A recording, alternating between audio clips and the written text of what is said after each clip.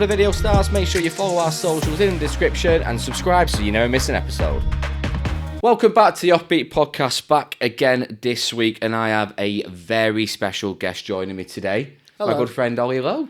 Hello, mate. How are you doing? I'm very good, mate. Thank you very much for... I mean, it's a short journey in it over from Prestwich over to the sunny sides of Glossop. I say sunny.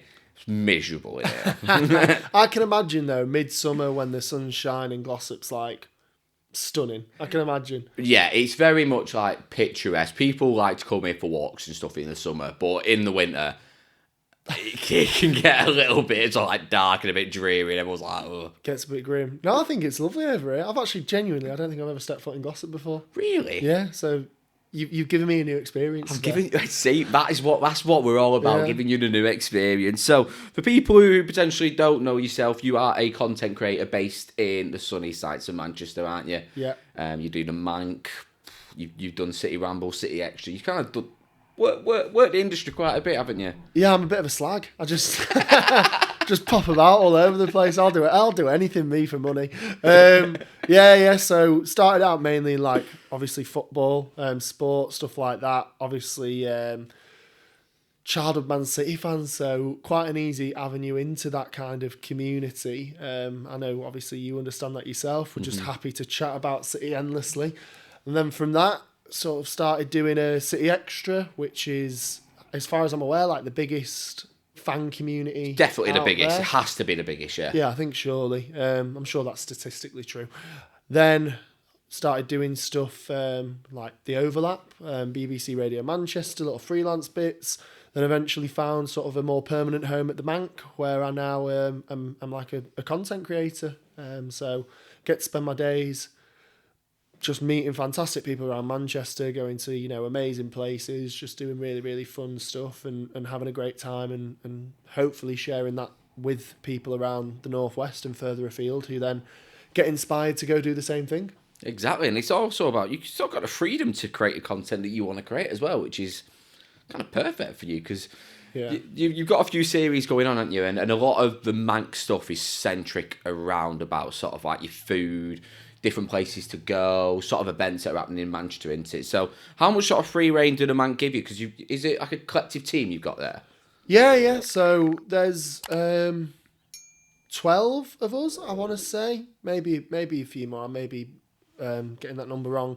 But there's a small team of us, and we're all really close-knit. We work across the Manc group, who then has the Manc, the Hoot, and the Chef. The Hoot is Leeds and the Chef is Sheffield. And we also have the Manc Eats, which is all like our foodie stuff. And then Audio North, which is our sort of music for the north of England. So we have 5 different pages. And yeah, we're really like close-knit community. We're kind of assigned roles in terms of like what we cover mainly. So my job is predominantly the Manc and then the Manc Eats, because I'm based in Manchester. We have people who are based in Leeds who then obviously mainly do the Hoot and the Chef. But we are really collaborative as well. So, you know, there'll be times when I'm over in Leeds and over in Sheffield and vice versa. And we all sort of are a bit of a melting pot.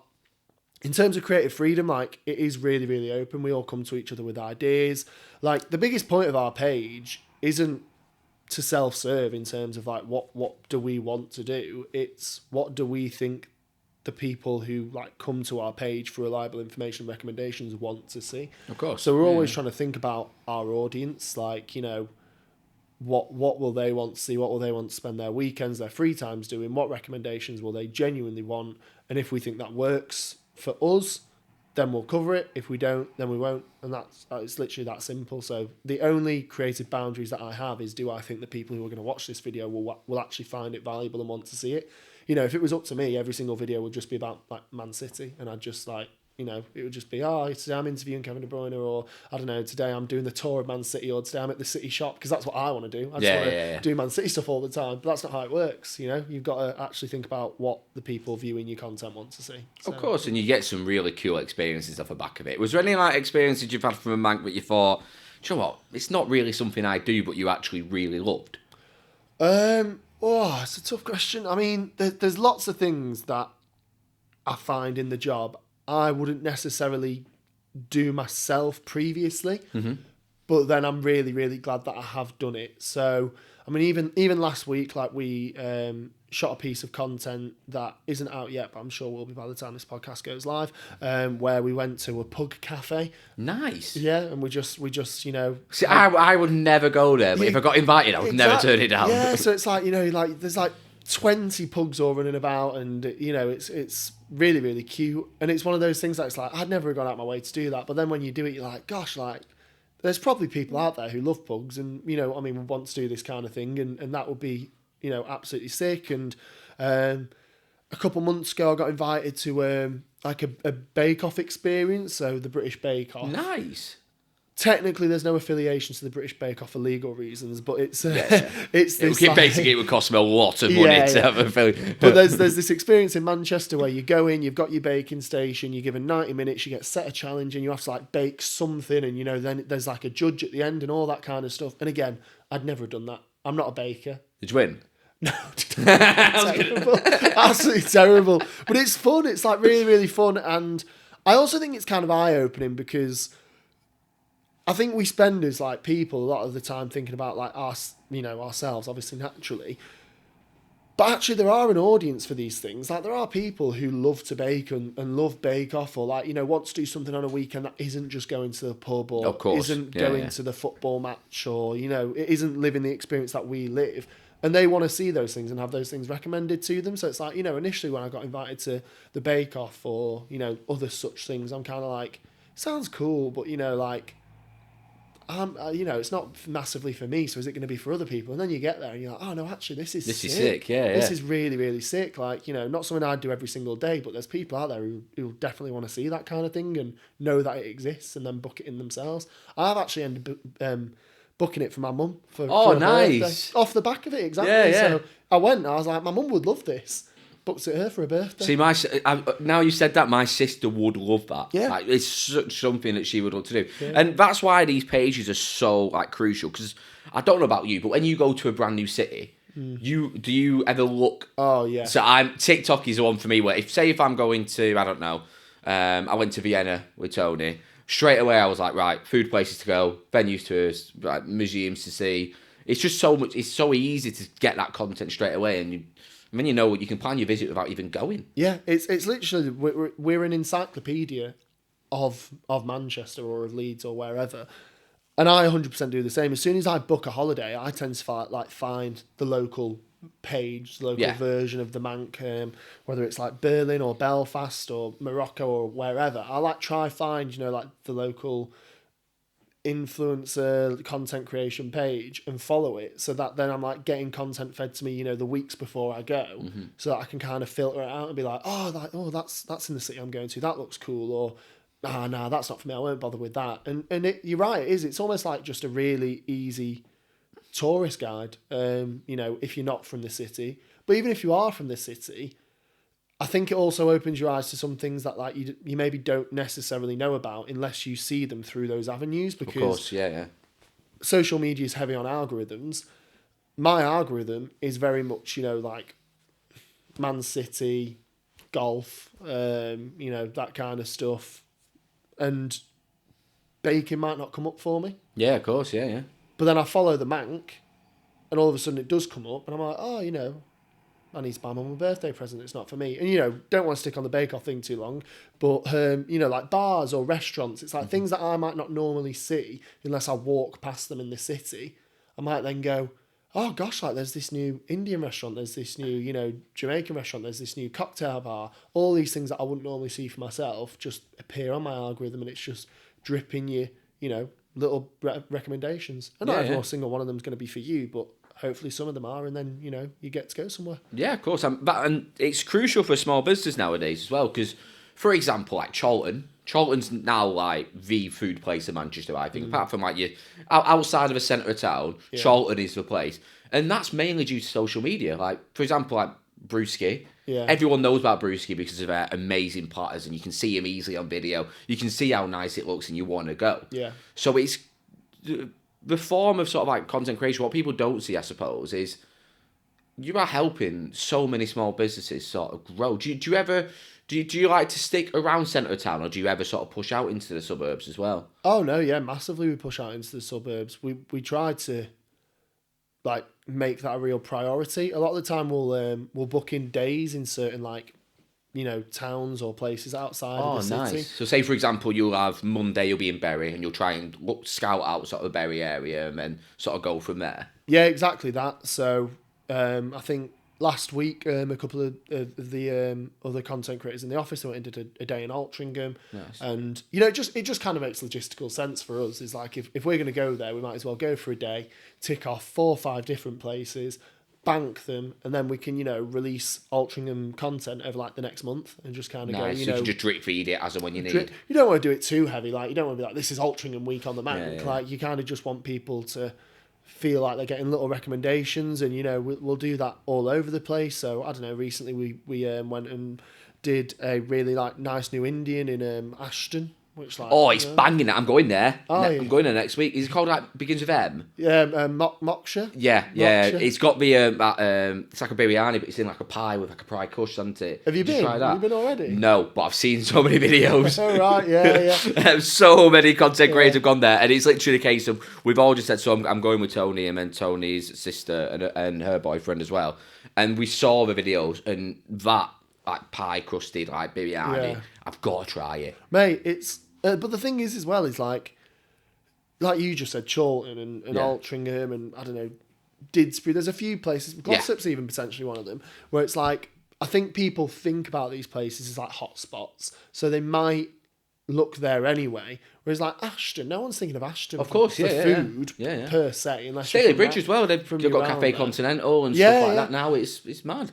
So it's nice to kind of like have that piece of content in Ashton, because then it like might drag people who would normally never go to Ashton out there, and then they might see another few places. So it's literally just like trying to keep Manchester as connected as possible, trying to make sure that people are having a space or like a place that they can look at to feel like they're getting reliable recommendations for like what is good, where should I be going, and helping the businesses. Like that's obviously the big thing is we've had so many like businesses that we've worked with who, some have been doing fantastically and just wanted us to come in to carry on with that boost. Others have maybe like been struggling for bookings and they ask us to come in, and we've come in, and then we've got really nice messages off them weeks later saying, oh my gosh, like our bookings have increased tenfold. We're packed out this Saturday night, and so many people have come in and said it's because of the Manc. We saw the video XYZ, and that's like probably the most rewarding part of the job. Is of course it is, yeah. The people in Manchester. I think one thing that I love about Manchester, like more than any other city in the world, is that I think we're like the biggest city in terms of backing independence. Like we love independence. We love supporting independent businesses, small business owners, restaurants. Like I think we're almost like a very, for the most part, anti-chain city. Like we prefer individuality, and that's something that like I think is fantastic. And I think the Manc is like, hopefully, a beacon of that. I'm sure there's some people who probably hate the Manc, but I like to think that it's nice. And and also, staying local nowadays is, I for example, I don't know if it's just because as I've grown up now, but when I was 18, it was all about, right, Friday night, going to town, going to grab something on the way, probably something like from a big chain or whatever. Yeah. But now on my weekends, I'm like, do you know what? See if my mates are free and I'm like, oh, let's go and get a drink. I'll just go around here. I'll just go around Glossop, because I'd rather support Glossop, support the pubs around here, support the restaurants around here, because some banging food places around here. Yeah. And especially, I think as well, like it's also important to factor in like the times that we're living in. It's never been harder for the most part to like run a restaurant, because or even to start up one. Starting up is almost impossible now. Like the prices, the sort of costs that are now put on restaurant owners because of just the cost of living crisis, because of, exports, because of bringing in the supplies that they need. Yeah. It's tough. Like, it is really, really tough. So if and when there is the possibility for us to, like, shine a light on places, hopefully get them some more business, and in the meantime, it obviously benefits us, then, like, that's like the secret ingredient. That's, like, the absolute, epitome. It's a pinnacle, isn't it? Yeah, it's what we're there to do. So that's really good and rewarding. Nice. So another thing that I wanted to focus on as well with you is, I've never really had people on the podcast who like musicals, so I'm a big musicals fan. Right, okay. And you did a really cool video recently where you went behind the scenes at the Palace, didn't you? Yeah. So what was that sort of experience like for you as sort of like a musicals fan as well? Yeah, it was sick. The video looked mint as well. Yeah. Like, just the last bit of where you're on the stage and you're in the souls, and I'm like, I just want to do that. Yeah, no, it is. It's really, really cool. Like that's one of the things, going on from what we were talking about, where it's like unexpected things where you kind of like, oh, I didn't think I was going to like that, and then I ended up, enjoying it. Yeah. There's obviously sometimes stuff where it's like, I'm so excited to do it because I know I'm going to love it. Yeah, of course. And that was definitely one of those experiences. Anything theatre based, like I grew up, I'd say like as a theatre kid, loved musicals, always wanted to go to musicals, always did drama, and stage schools, did it GCSE, college, university. I studied musical theatre. I didn't know that. Yeah. I didn't know you studied musical theatre. No, yeah, I did, and I loved it. I honestly really, really loved it. I think, I don't know if I want to say it's like, a guilty pleasure, but sometimes I think like... It's such a weird industry, right? As two lads, two straight lads as well. Yeah. It's seen as like a weird thing for a lot of other straight lads to be like, why do you like musicals? Yeah. And I don't get it. No, I don't. I don't understand it. Like, a bit of camp is mint. Yeah, I think so. Everyone loves a bit of camp. Yeah, like, and I'm like, I've always tried to like not be ashamed of it. Not because I don't think anyone should, but I almost think like, that's kind of the point of a guilty pleasure in a way, isn't it? Is like people know that they probably shouldn't feel like ashamed of it, but for some reason they do. They do. Agreed, there's social pressure. So I've always tried to like wear it on my chest. Like, I love football and golf and sinking pants with the lads and, all that kind of stuff. I just love musicals. But if Wicky's in town, I'm going to see it. I just think they're great. Agree. Like, I think for me as well, like, I just love art, like, in general. Like, I always knew as a kid that, like, I'd have to do something creative as an adult because I just never fit into the box of 9 to 5, office, like that kind of thing. Not that there's anything wrong with that at all, but for me, like, I just knew it wouldn't work. So I always knew that I wanted to be creative, and things that were creative then were just like sources of enjoyment to me, and like you know what I mean, like they'd really inspire me. Of course, yeah. So it's not just musicals, it's like, it's cinema, like it's music, it's actual art itself. Like, it can be so many different things. But I just think that, like, art is art, and I don't think there should be any real shame around what form that takes, because, like, I feel like cinema's had a real comeback in the past, like, 10 years. Like, now people will, like lads will sit around the pub and talk about, like, films are going to watch. Films, like, who's your favourite director? Like, oh, gosh, I love that Scorsese one, or, like, Christopher Nolan. And, like, Letterboxd has grown, this, like, app where you can rate movies. So Letterboxd is sick. Yeah, and it's like, Dune, it's a masterpiece, that kind of thing. And it is. But it's art. It's like, that director, it's all art, and it's just expressed a different way. Whereas musicals, it's like, it's on stage, they're singing, like the way that the characters feel are expressed through song. And I also just think that's sick. I don't see the problem with it. It's weird. Defending musicals to the death. So am I. So when I was in sort of high school, I probably kept it a bit quiet just because it wasn't like the social norm. Yeah. Whereas now, I am not arsed. Like, I am probably one of the least arsed. Like, everyone who knows who I'm friends with, they know I'm not arsed about what people think about me. Yeah. Like, I've got enough friends. Yeah. Do you know what I mean? Like, I've got enough friends. I don't need to just try and blend into a certain social scenario to try and make someone like me. I'm not arsed about it. If you don't like me, fine. Well, that's the thing, like, isn't it? Is I get it in high school because high school's a tough time. It is a tough time, yeah. We all feel like we need to fit into certain boxes, but when you become an adult, it's like, why are you asked? I am who I am, and I like what I like. And if you have a problem with that, then like I probably just don't need you anyway. Like, I don't need to be mates with you. So yeah. Anyway, going back to the Palace Theatre, that was really, really cool. We got like a full backstage tour, and it was quite cool, to be fair, because a lot of the time, goes without saying, the Palace Theatre has shows in. So like they'll have the sets set up, or they'll have dress rehearsals going on, or like, there'll be certain parts that are restricted because it's like, you can't, that's the set, so we can't go onto that because like the stage manager will lose their rag, or we can't go into the dressing room today because like the performers are in there. Of course, yeah. We managed to like find a time where pretty much like there was no show in there. Like one show just left, the other show wasn't coming for a couple of days, so we just had like the complete run of the place. Like the stage was empty, dressing rooms were empty, access all areas, that kind of thing. And yeah, for me, like it was proper like theatre nerd kind of stuff. Just seeing how everything happens. Yeah. See, I wouldn't have a clue. No, you don't realise. Now I've seen that, I want me and Tony, because so Tony loves musicals as well. Yeah, I would love us to go on that tour now. Yeah. Just to see the behind the scenes.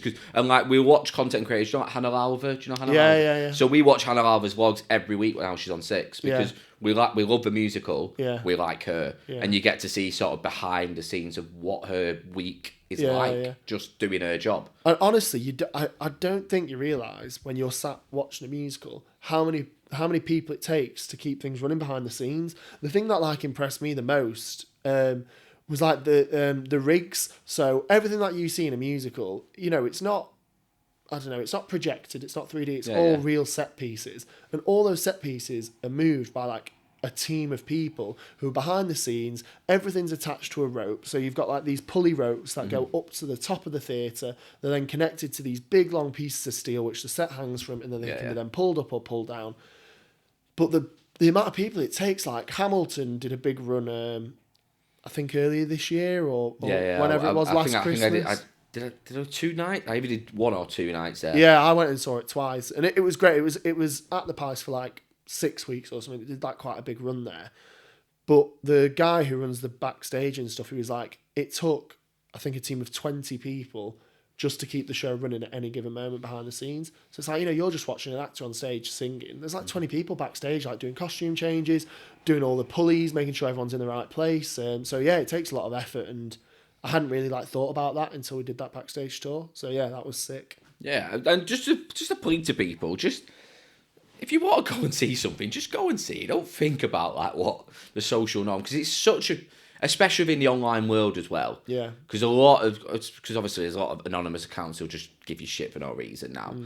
Like, just go out and just live your life as best as you can. Because especially with stuff like art, it is subjective, but it's subjective for a reason. I think the problem, I think part of the problem is that people make not liking something part of their whole personality. Yeah. So they'll write off musicals because they'll have seen one that they don't like, or they'll have seen a couple. Oh yeah, don't get me wrong. There's some musicals I despise. Yeah. I really don't like. But it's like the more normal thing to go, oh, no, musicals are cringy, mate. Like I've watched a few now, I like that. I don't like it.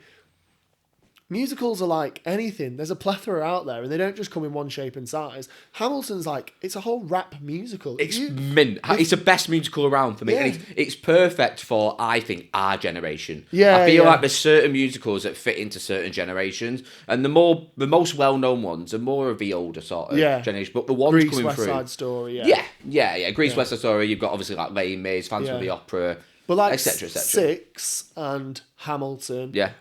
In the Heights, which is... I went and saw Come From Away recently. That's brilliant. Mate, I watched Come From Away. That is brilliant. I cried so much. It's so good. Cried my eyes out. Do you know when you... So people at work, so we have a brief every day, and it was a simple case of like, what are you doing this weekend? And I tried to explain what Come From Away was to people. It's so hard to explain. And I was like, it's about 9/11, but it's not about 9/11. And everyone went, I did the exact same thing in my office. I was like, it's a musical about 9/11, and people are like, what? People are like, that sounds a bit weird and that doesn't sound very cheery. I'm like, no, but it's not. It's not about 9/11. That's the general principle, but it's so different. It's about sort of like community. Yeah, it's about together. how a community faces a disaster, and it's not even set in New York. It's set in Canada, and it's amazing. Yeah, it's fantastic. And it's all about sort of like Irish heritage music. It's very much mamma guitar. You've got like people with fiddles coming on stage. Yeah, it's brilliant. Yeah, and it's music, and it's great.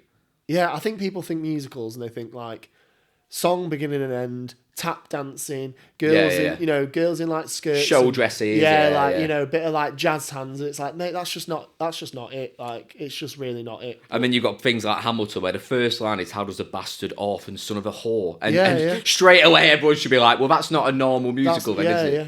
But the thing that I like about it is you see so Lin-Manuel Miranda is, in my opinion, probably the best writer there is. Yeah, in regards to musicals. And now he's moving into like the Disney world, and people are seeing it mainstream. Yeah. It's putting a better light on the musicals industry, because everyone's like, oh well, I like Lion King, the new Lion King, Mufasa. Yeah. Let's see what else he's done. Oh, he's done Hamilton, and then people come into theatre. Yeah. Do you feel like your online content creation around sort of like theatre, is that helping bring a new audience in? Because traditionally, theatre is mainly, it's got an older audience, hasn't it? Yeah, I think so. I mean, like a lot of the stuff that we do around theatre is mainly like on the journalism side. So we have like a website that goes alongside our Instagram, which is also like absolutely top rate, fantastic. So if you're not on Instagram, or if you are on Instagram and you're just sick of going on the app, like you can always go on the Manc website and there'll be recommendations and all that kind of stuff, but more like written in news form. Nice. And, you know, we do like a lot of reviews of shows that we get invited to. And I also think, like, I think they're good for a couple of reasons. Like, one, they're really informal reviews. So you're not reading the Daily Mail. No. You're not reading like the Daily Mail's review of Hamilton. They're quite personal then. You're reading like a Manc's like a Manc going like, yeah, like it was sick, like it was good because of this song was a proper tearjerker, and like I think like the way that they're written are very, very informal. So I hope that does a lot of justice to it. And yeah, I think the biggest thing that I can talk about is like statistics, because obviously we track those kind of things like we do naturally, our followers and our click-through rates to articles. And yeah, definitely like the click-through rates to reviews are really steady and actually going up. I think people are getting more invested in theatre. I think it's also like a bit of our generation as well. Maybe it's because of TikTok and because of Instagram and whatever.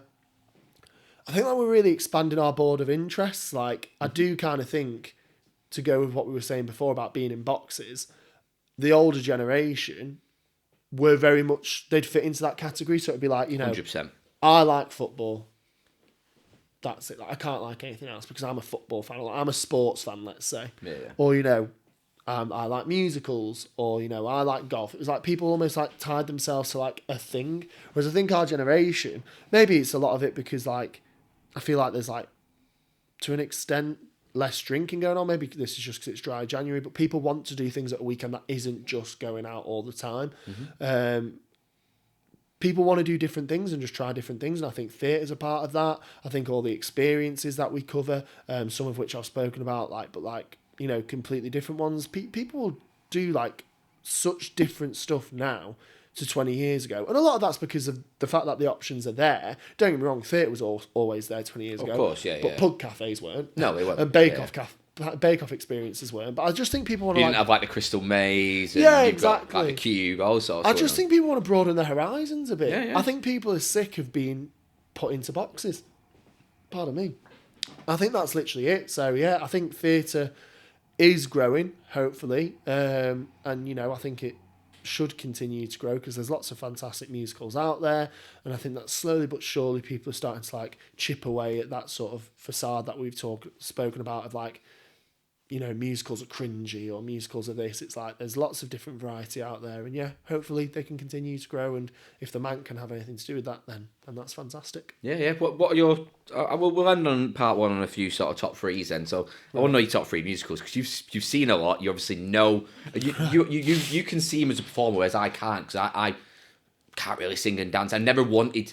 I like watching it, but I've never wanted to be on the stage doing it. If that makes sense. Yeah. No, fair enough. So like, what are your top threes? Number 3, Hamilton. I think that it's just brilliant and amazing in so many different ways. But I also like quite value the cultural significance of it. Of course. Because I do genuinely think it's been a bit of a phenomenon. Like, I think it has dragged a lot of people who weren't into musicals into them 100%. Just a little bit more. Like, I do think there's a lot of people who've gone, I don't like musicals, and then seen Hamilton and been like, that was actually pretty cool. Like, maybe I'll give another one a go.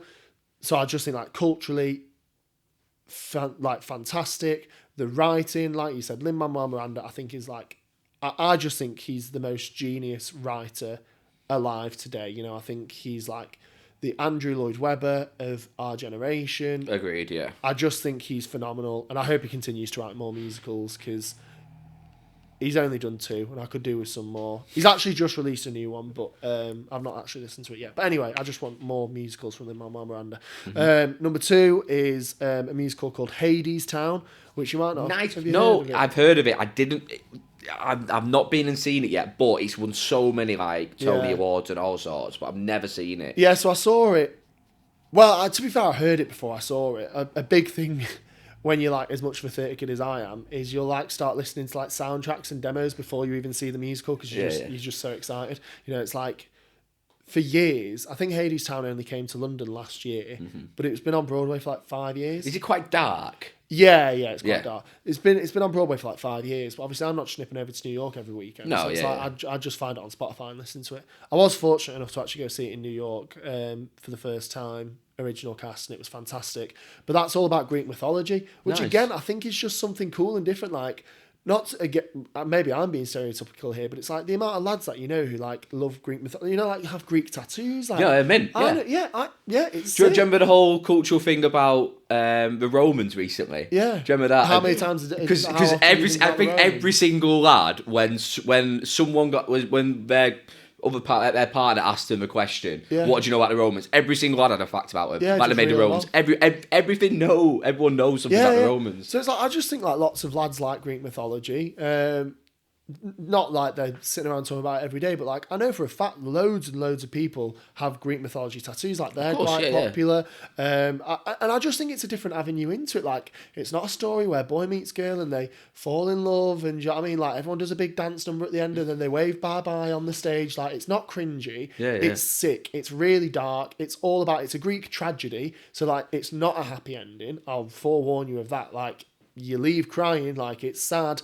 But at the same time, it's beautiful. And it's just really, really cool. Really, really great music. Beautifully sung. And there's a lot of cultural relevance in it as well. There's this one song, so Hades, it features Hades, who's like the king of the underworld, pretty much the devil in like, you know, Christianity version, whatever. And it's all very like industrial, this musical. So like the setting, I know it might sound a bit weird, but like it's all kind of like industrial era, but it's about the gods and, you know, hell and heaven and whatever. So when you go to hell, Hades sets you about building, because like that's just your punishment. Like you have to just build forever and you never get a break and you're there with your sledgehammer chipping away, and that's like the idea of hell. But the thing that he's building is a wall. So it's like Hades is building a wall to keep people out, and it's like a big political parallel to Donald Trump. It's almost like calling Donald Trump, of course, the devil. It's just like, you know, really cleverly written.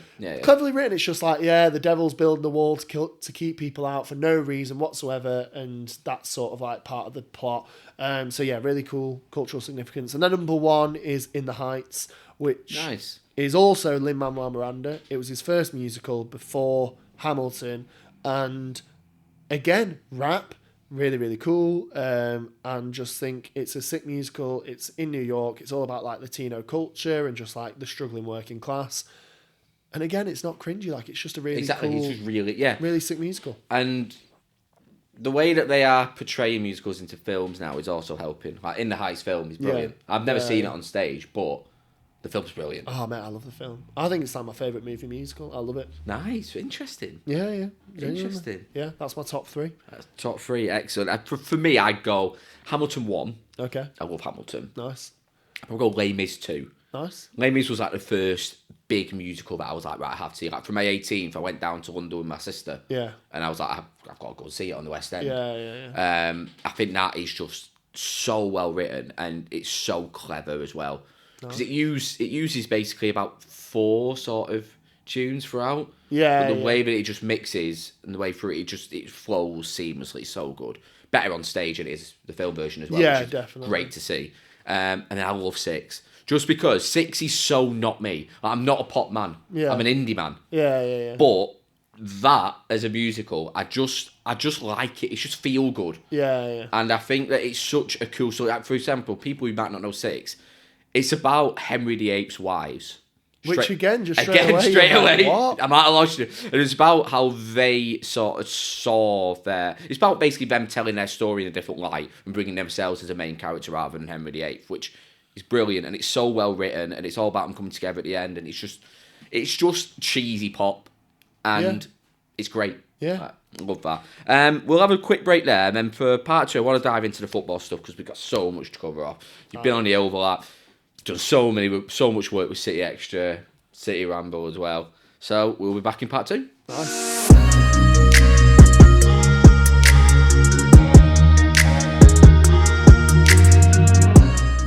Part 2, and we are back, and this is going to be a very, very football heavy section here because we've got a lot to cover off. If you're not here for the musicals, the football's here now. We are here now, and because the football content, you've done a lot in a very short space of time as well. Within the last sort of 3-4 years, you've done a lot, and mainly City related, haven't you? Because the most well known is probably City Extra, innit? Yeah, it's all that I know in terms of football. One thing that I'll confess quite openly, which will maybe annoy people, considering I've made a living off speaking about football sometimes, is I don't watch that much football. That isn't City.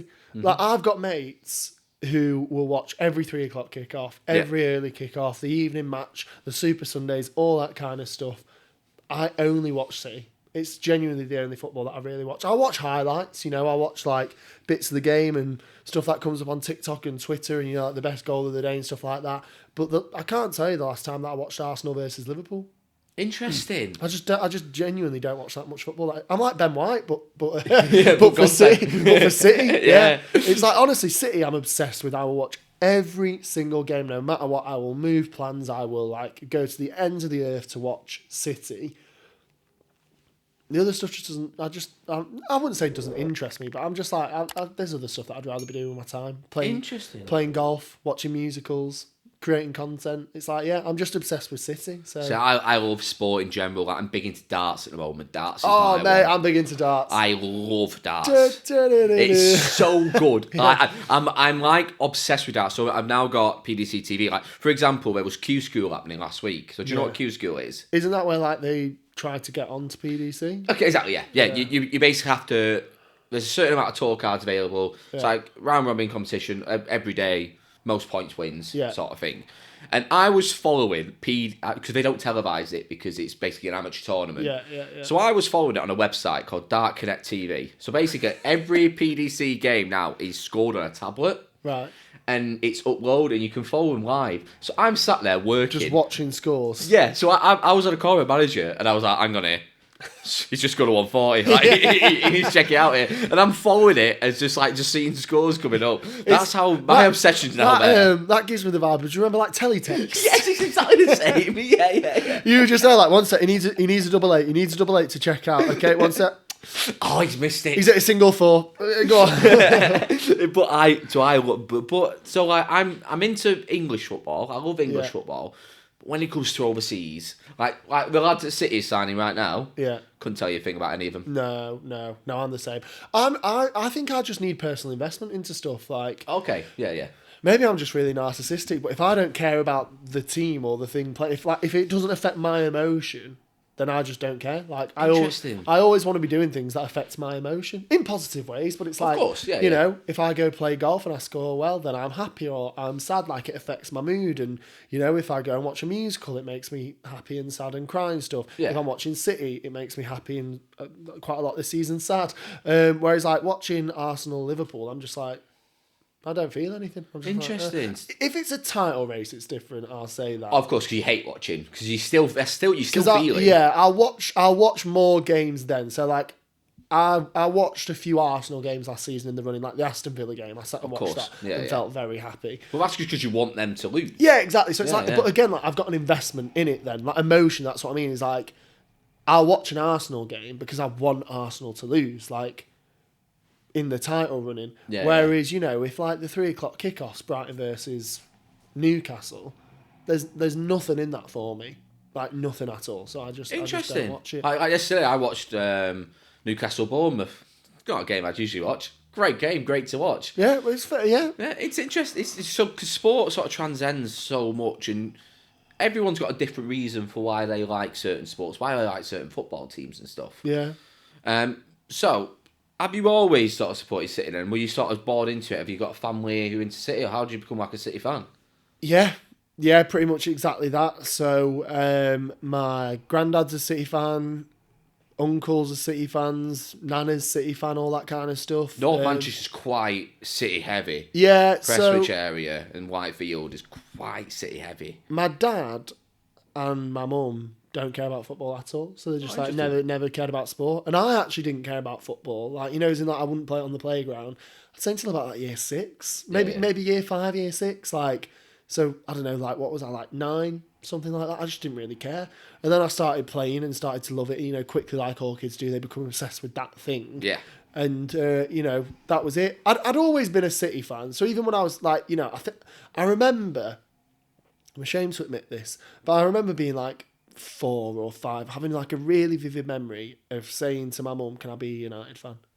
Ooh. Oh no, smack me around the face. I was like 4, and I just remember being like, I think like some of my friends at school, you know, friends, I was like, I want to wear the red shirt because my friends wear the red shirt, and my mum was like, no, he supports City, and she doesn't even like football, but it was like, it's a family thing. She was like, no, look, you're like, you know, we all support City in this family. Even if you don't like football, you say you support City. Like, that's what you do.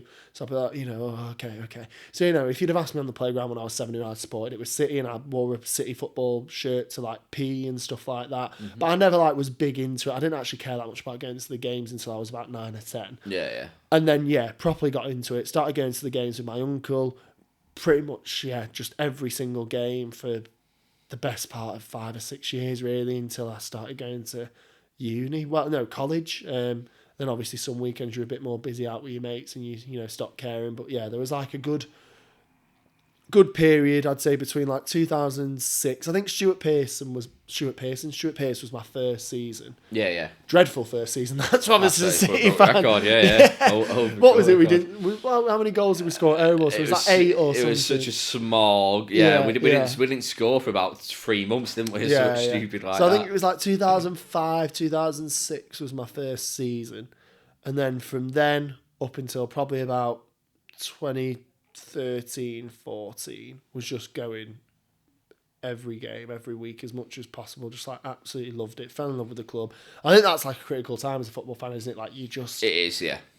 You just start to live and breathe it like really, really heavily. And yeah, obviously in that time period, the takeover happened, was just everything changed so quickly. Yeah, it was a whirlwind as well. Like, you know, I don't know. I think people talk about City now so nonchalantly and all the success and stuff, but like I really did properly, within the space of 6 or 7 years, go from watching us like score 8 goals at home to like qualifying for the Champions League, and then the very next season winning our first Premier League title. It was mental. It was absolutely mental. But yeah, always been a City fan. Nice. So it was moving into like the content creation. So you probably, so as I said, you're most well known for the City Extra, sort of doing your watch-alongs, doing your in-person videos and such. How did you sort of get into City Extra? Did you just sort of meet Freddie and go from there, or? So I knew Freddie at uni. Before City Extra. See, I've never met Freddie. I don't know Freddie at all. Freddie's the loveliest guy. Genuinely the loveliest guy you'll ever meet. So much so that I was probably a bit of a bellend to him at uni, because he used to referee the football matches that I played. Right, okay. And I'm a dickhead on the football pitch. I really am. You want to win. Oh, I'm a wind-up. I'm a proper wind-up merchant as well. Like, I will absolutely take the mick, and I'll do it with the ref, and I'll do it with the opposition players. Do you know what I mean? Like, I want to boil piss as much as possible. Of course you do, So, I can't remember any specific examples, but I know that Freddie used to ref, like, most of my games. Yeah. And there'll definitely been occasions where I've been like, fuck off, ref, or, you know what I mean? Like, what are you doing, Freddie, you idiot, or whatever. So I'm surprised that he still liked me at the end of it. But like, I kind of knew him from there. And then actually everything started for me with the Manc, even before I worked for them. So I freelanced for them. That was like my first bit of presenting work, and my first bit of like media work. Is I was a teaching assistant at the time, not loving my life like professionally. It's kind of like, this isn't what I want to be doing. And the Manc put an Instagram story one day saying, we're looking for like new presenters, send in something to, show that you're the person for us. It was like, can be anything, just like, send in a clip. So I rang up my mate, was like, right, we're doing it. Like this evening, we're going to make something. I don't know what, but something that's going to like get me this job. So we went round Manchester, just around like loads of different landmarks. You know what I mean? Like Vimto Gardens, statues, Ancoats, spinning fields, I don't know, Northern Quarter, Stevenson Square, and just filmed this almost like Mick Takey present a video where I was just like saying how I'm like Mr. Manc, like I'm the most Manc bloke ever. Like I don't know, like I put Vimto in my tea and I pour gravy on my cereal. Properly like over the top stereotypical. Taking the piss. But like, you know, I'm the guy for you, like, you know, I should be your next presenter, like blah blah blah. Sent that in. And then like they called me and was just like, yeah, we loved your video. It was, you know, really, really funny, really well done and edited and stuff like, do you want to come present for us? So started doing that with them freelance. And it was only the bit, like the odd bit here and there. It wasn't full time. It was just like, you know, we need someone to do the interview today. Will you come do that? Or we need someone to, you know, come and be in front of camera for this and X, Y, Z. So started doing little bits and bobs of that. And then Freddie messaged me kind of saying, you know, oh, like, you're a City fan. I remember you from uni being a City fan. You know, we're obviously doing this stuff with the Manc and we're looking for like some more people to come on board with City Extra. Do you want to have a meeting? Yeah, great. Met him for a meeting. This was like 3 years ago. Nice. Met him for a meeting, and nothing came from it. Like absolutely nothing. We met, we had a good chat, and then just like kind of radio silence. And I think, to be honest, at the time, it's because they were kind of onto a winning formula. Like LB and Geordie. And Hugh as well. Hugh, like they just had this like really good winning formula that just worked. It just worked well, yeah. They were just. They probably just decided in the end we didn't need anyone. And then, anyway, eventually, I think once LB decided to move on from City Extra, they were kind of looking for his replacement. And Freddie just messaged me and said, look, I know we had that meeting a while ago, nothing happened, but when we're now more serious, you want to come in and, you know, try out some content. And that just happened, yeah. So, yeah, I mean, it all came from an Instagram story. So were you able to... Because obviously when you were doing your freelance work for the Manc, were you still a TA as well at that time? Yeah. So how were you able to sort of manage being a TA and sort of doing the freelance work? Because a lot of the time you would have been called up on the day and stuff. So fortunately for me, I say fortunately, I was earning tuppence, so it wasn't that fortunate. But I wasn't like a full-time salary TA in a school. Okay. I worked for like an agency, so it was kind of like substitute cover kind of thing. Yeah. You know, that was very, very flexible because, you know, I'd get called the week before and say, you know, oh, this school is, you know, their teacher's sick or their TA's sick, you know, can you go and cover? And I'd just go and cover. Nice. So it made it very easy for me then to be able to be like, oh, no, I can't do Thursday because I've got something booked in with the Manc or, you know, I need to drop out today. So the flexibility was there, which I was fortunate to have because if I was in a job, like a salaried job, there's no way. Yeah, there's no way. If I was in a salary job at that time, I wouldn't be where I am today because I'd have had to have gone, oh no, sorry, Manc, I can't do that stuff. And then I'd still be sat in an office or something, I don't know. But yeah, the flexibility was there. But, you know, if there's like ever anyone who feels like they want to get into content creation, the best thing I can say is like just go for it because one thing that I really firmly believe in, and this is what I always say to like anyone, not only people who want to do content creation, but just in life, like a real core belief of mine is that opportunity creates opportunity. Yeah. If you say yes to stuff and you just like take things as much into your control as possible, then opportunity will come from it. And from that, more opportunity will come and more opportunity will come and more opportunity will come. Because from seeing that Instagram story and making a video, I got the freelancer position at the Manc. Getting that freelancer position at the Manc, I got the job at City Extra. Once I got the job at City Extra, overlap, you know, Radio Manchester, then the Manc again, and now I'm here and it's, you know, and I meet so many amazing people and it's just like, I just think, yeah, always just take opportunities and just try and grab them as much as possible because generally speaking, they can lead to good things. Yeah, you never know. I mean, that's what I'm trying to do at the moment as well. Just I bet I never say no to anything because if I can do it, unless there's some reason why I can't, I try and do everything I can. Like for example, I took an afternoon off work this week just to go and interview 2 boxers. Yeah. They were available. I had to say yeah. Yeah. I couldn't say that. I went round to their flat and was able to speak to them for an hour and a half and. You never know what might come off the back of that. Yeah, exactly. Like they might know other boxers who then say they want to do interviews, or they might get asked if they know an interviewer and they might recommend you. It's like so many different things can just come.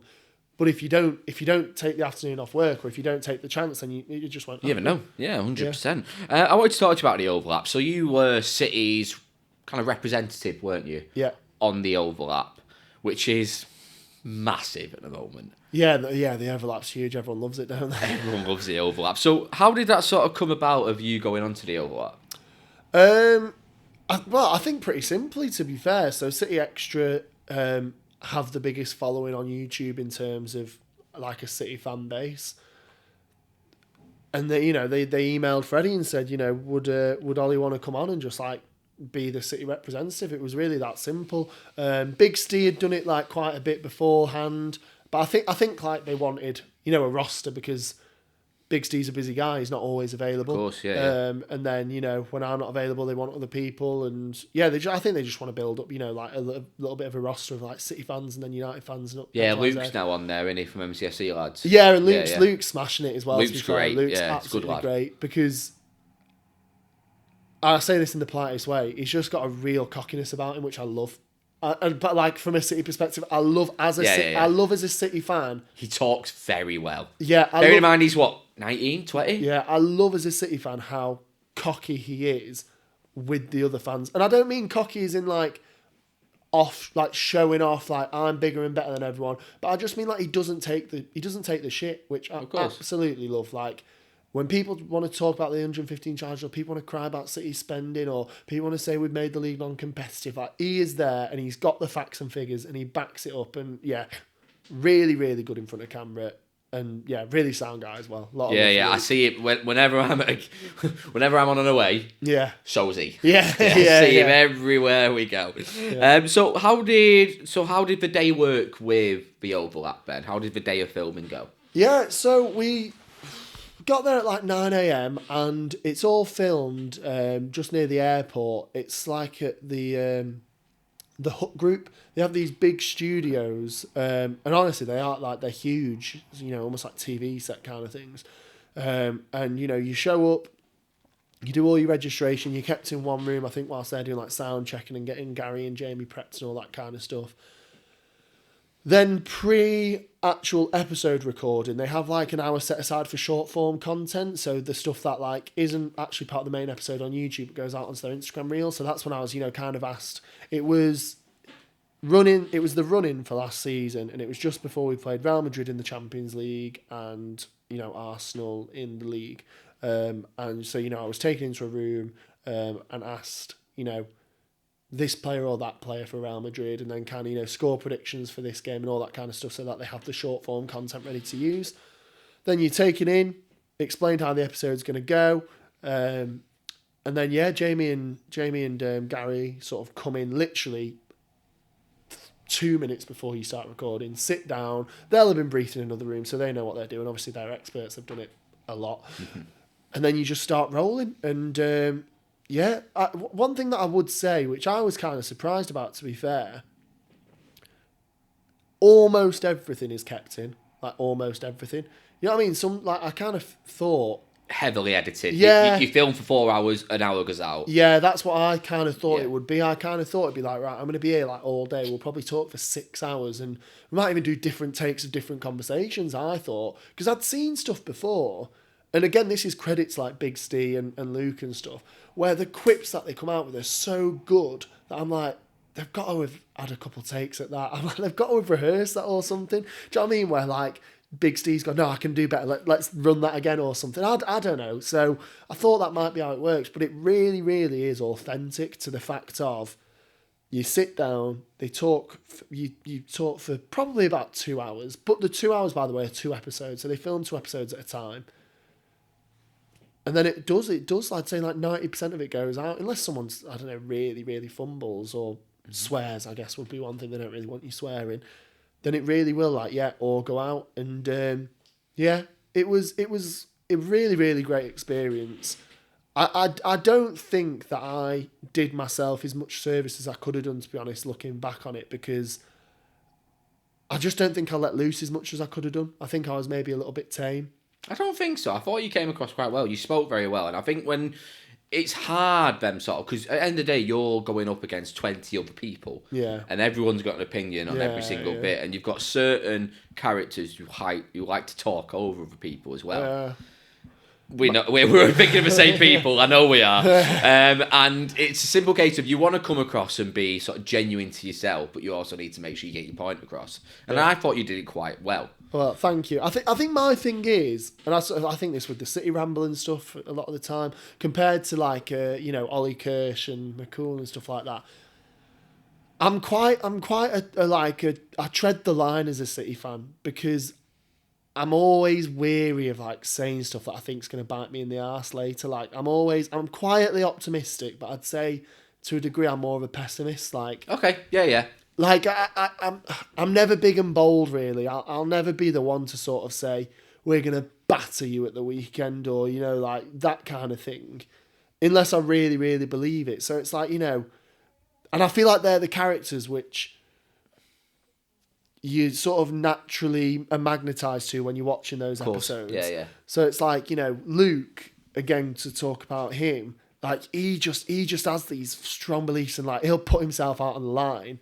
And I just almost couldn't. He has no fear. He has no fear, exactly. Zero fear. Yeah. And you know what? I love it exactly. Like I'm really, really like. I think it's a great quality that he has. But I'm not going to change who I am as a City fan and pretend to be someone I'm not, because, like you said, you want to be your authentic self. Yeah. So it was like, for example, when they were asking about the Arsenal game, I think they wanted me, for the sake of the viewers and the watch, and all that. I think they wanted me to like rile up Arsenal fans and like try and get to their community and say, I think we're going to batter them. Arsenal aren't real contenders. Arteta's a fraud, and I think they're terrible. And who's Saliba and all this stuff. I'm just not going to do that. So and I gave an honest opinion, which is I don't think it's a game we needed to win. It was 0-0. Do you remember? It was the most boring game ever. It was awful. Unfortunately.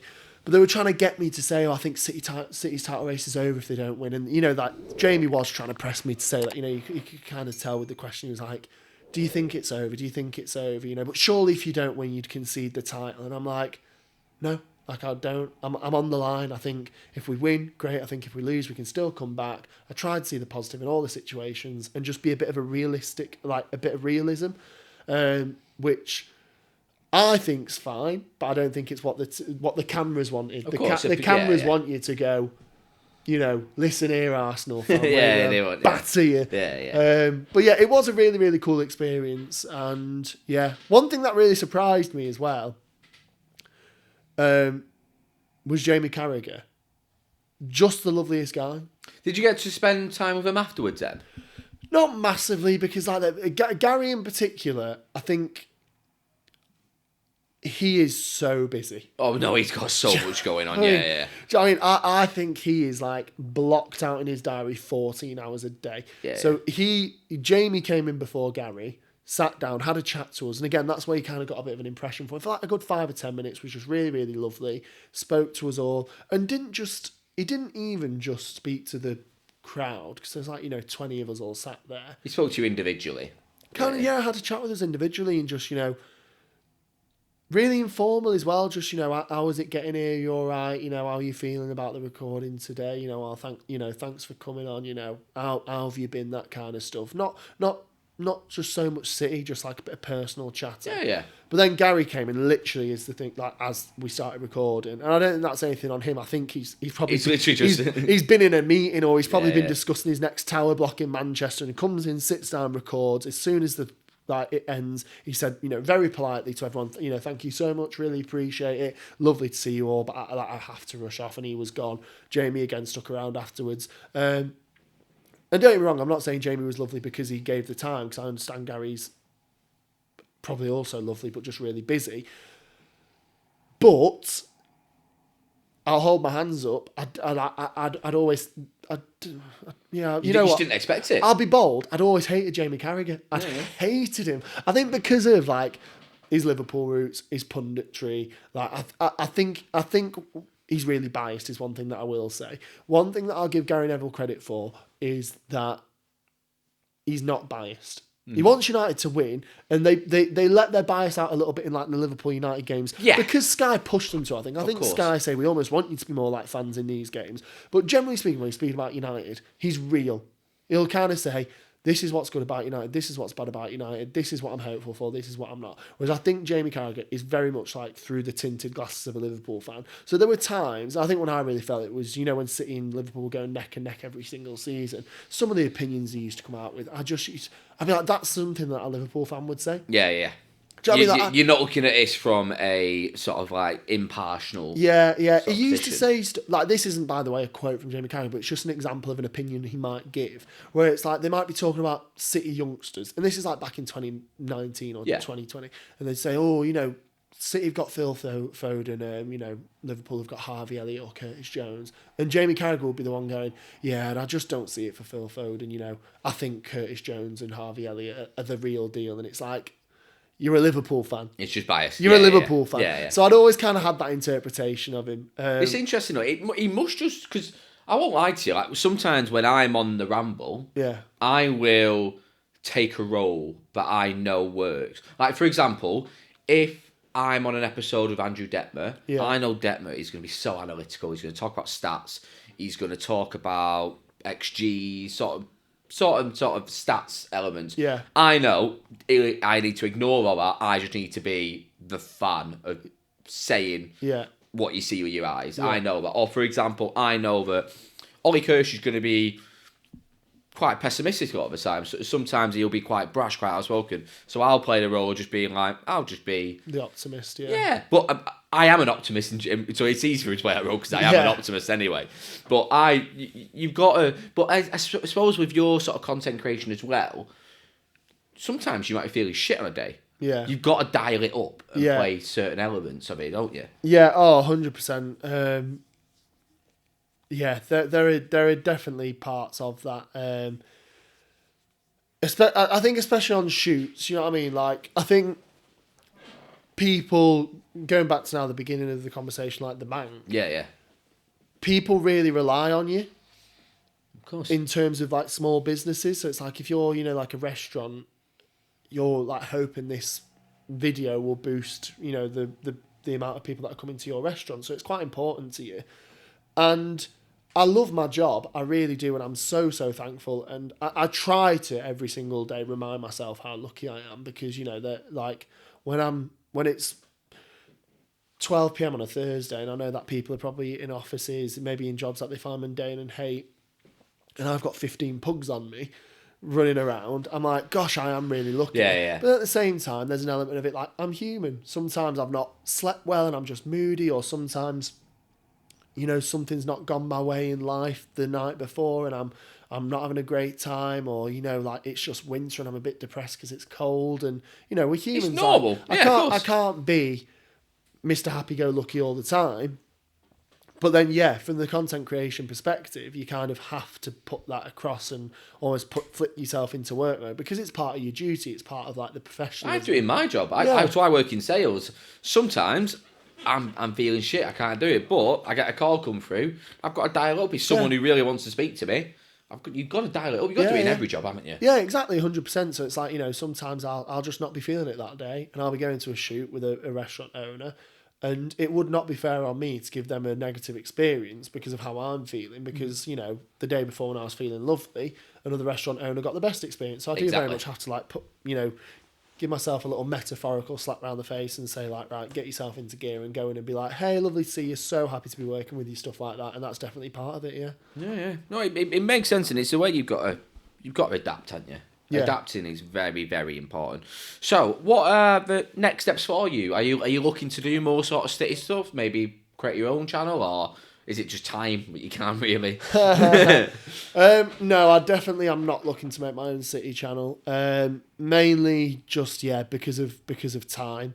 I think it's such a commitment. One thing that I will say to anyone watching the podcast is like, you don't realise how much effort goes into stuff like this. Like, and that's from the smallest content creator in the world who has 50 followers to people who have 15 million. It's like, it's a lot of effort. It's a lot of hours.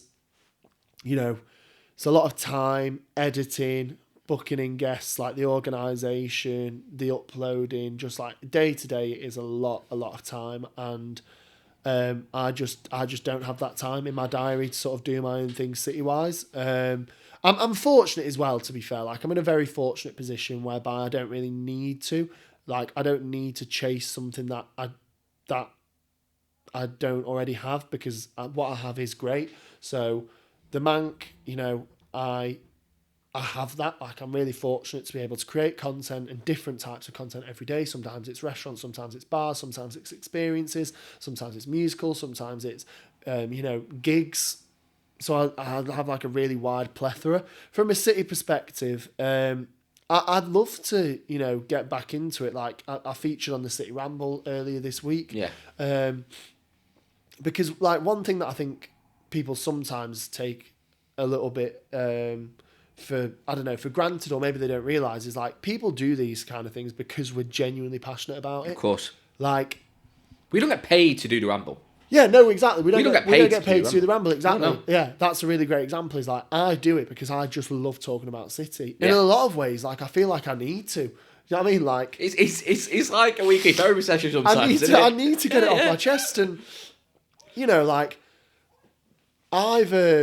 I've actually not got that many mates who are City fans. That's one thing that I'd say. So, like, the City Ramble for me was also a sense of community, because it's just fantastic to connect with other City fans. For example, we used to go for beers together. Yeah, exactly. Yeah. So and when we were in Madrid, we were all together. Yeah. We all went. So we all went to Madrid separately, and then we saw each other. We were like, oh, fantastic! Let's have a couple of beers. That's fantastic. Yeah. So it's like you create a community, you get to meet people, but it's all from a place of passion. Like, I do it because I love it, and I love talking about City, and I always will, until the day I die, I want to talk about City, whether with Premier League champions or in League 2. Decision pending. So, yeah, like, I'm happy and sort of want to get involved more with the City Ramble. I'd love for City Extra to come back. Like, I really would. I hope that can happen, because not just for me, like, I also think there's, like, a big audience for it. Like, it obviously, massive audience. It built up such a great community and audience, and I just feel like it's a bit of a disservice that it's not happening at the moment, because I know that there are people out there who love the watch-alongs, and the point of the watch-alongs is also to create a bit of a service for people like myself who don't have loads of City fan mates who, like, are they going to go to the pub with. Yeah. It's so that you can have a sense of community. It's like you can watch the game, but then you can also stick on the watch-along and chat in this sort of, live stream chat to other City fans. You can chat to the hosts, to the people actually on camera, and feel like you've got a bit of a community. Like, oh, I've got someone, like, all of a sudden I've gone from, I'm just watching it on my own, in my bedroom, alone, to turn on the watch along. Oh, I've got 3,000 other City fans that I'm now watching the game with, and I can talk to. I can talk to about the decision. I can talk to Geordie and Ollie and Hugh and LB and whoever it is. So, like, it's a service, like, it's a real community, and I hope we can get that back up and running. It's just, things are difficult at the moment. It's not necessarily like the way we want it to be, but fingers crossed in the future. Yeah, of course. I mean, people say times are hard, and time is few at the moment with a lot of people. People are doing a lot of different things, and let's hope it can come back, because I thought it was great for the City community as well. Obviously, watch-alongs is not something that I would ever do, but it's more of the other content for me with City Extra sort of putting out that I would watch. For example, the thing about City is everything's sort of interlinked together. Like, there's a lot of the Ramble boys who still work for City Extra. Adam Booker does the team predictions for them a lot of the time. You've got Joe Butters, who does a lot of a lot of the journalism. Yeah, a lot of the journalism. Amos as well. Yeah, everything sort of interlinks quite well, and it's nice that we've got a community now that we are starting to grow, because City fan media is very small compared to other teams. Look at Arsenal Fan TV. Look at United. I know a producer who works in United stand now. Jesus Christ, their studio is the size mental. Of it, and they've got so many people who work on there full time. Yeah. Whereas we can't do that. But what I think's lovely about it as well is that, like, the City fan community is exactly that. Like, it is an absolute community. Everyone will go on everyone's channel and everyone will support each other. Like, that's the absolutely lovely thing. Is like, obviously I'm on here today, and then we'll go and do the City Ramble podcast, exactly, which isn't our thing. Like, that's very much Adam and Amos's, like, brainchild, but we're there to support that and feature and lift and boost that up. We used to get Big Steve coming on City Extra. He's got his own channel, but he's not thinking, oh, I only care about my channel. We came on City Extra, didn't we? Yeah. He's happy to come on. Like, you guys are all happy to come on. We'd go on Big Steve's channel, or we'd go on, MCFC Lads channel, and we'll be in the vlogs when we're on away days, and we'll say hello. It's all love, which I think sounds corny, but it's not a given, because you look at United, United have different content creators, so I'm not going to sit here and name and stuff, but who don't like each other and won't work with each other or falling out with each other. And then you have Arsenal fan TV, and I can't remember the name of the guy who just shouts all the time, but he's now separate to Arsenal fan TV, and what's he called? I know what you mean. He always wears a flat cap, doesn't he? Yeah. He did that take your time with it sort of stuff. Yeah. So there's rifts between them, whereas the City community, it is just nothing but love. Everyone will do everything. It's important to be sound. I say this to anyone who is looking into doing any form of content or just wanting to put himself out there. Just be sound with people. Just be really lovely, yeah. Just be yourself. People want to help people who are sound. Just some of the people who come on here, I make no money off this podcast. I probably never will. Yeah. But I do this to meet people. Yeah. I've met world champion boxers, and I was like, do you know what? They're just sound. It helps to be sound. Yeah. And just be lovely, and then people want to help you. You can help them. Yeah. And you never know what might happen because of it. And that's what it's all about, yeah, massively. 100%. So, can you just shout out your socials? Where can we find you? So every single social is _Oliver Lowe. Now that is so satisfying. Simple, yeah. So satisfying. It's nice and simple, to be fair. Yeah. So X, TikTok, Instagram, everything, all _Oliver Lowe. Excellent. Check out the Manc as well if you are, even if you're not. From Manchester. If you come into Manchester at any time in the next 50 years, check out the Manc. Check out the Manc, because there will be some form of content on there for you, and you'll find something brand new. If you are watching this on YouTube, please do smash that like button. It really does help push this content out to more people. Subscribe so you don't miss an episode. And if you are on Spotify, a 5-star review does me the world of good. Thank you very much, Ollie. Thank you very much, Luke. It's been a pleasure. It's been an absolute pleasure, and I shall see you in the next episode. Thank you.